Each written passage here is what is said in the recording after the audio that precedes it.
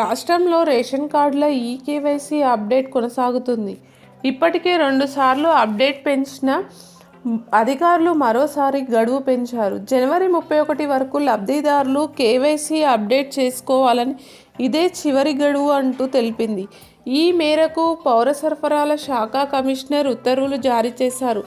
Bogus ration కార్డులను తొలగించడంతో పాటు సరుకుల దుర్వినియోగాన్ని అరికట్టేందుకు ప్రభుత్వం నో యువర్ కస్టమర్ పేరుతో రేషన్ కార్డుల వెరిఫికేషన్ చేపట్టింది. గత 10 ఏళ్లలో చనిపోయిన వారు, పెళ్లిళ్లు చేసుకుని అత్తవారింటికి వెళ్లిన వాళ్ళ పేర్లు ఉన్నప్పటికీ వీళ్ళందరికీ బియ్యం పంపిణీ చేస్తుంది. దీంతో ప్రస్తుతం రేషన్ కార్డుల్లో పేరున్న వారంతా వేలిముద్రలు వేయాలని స్పష్టం చేసింది. దీంతో గత 2 నెలలుగా రేషన్ దుకాణాల్లో డీలర్లు కేవైసీని సేకరిస్తున్నారు. ఇప్పటి వరకు రాష్ట్ర వ్యాప్తంగా దాదాపు 70% పైగా ఈ కేవైసీ పూర్తయినట్లు తెలుస్తుంది.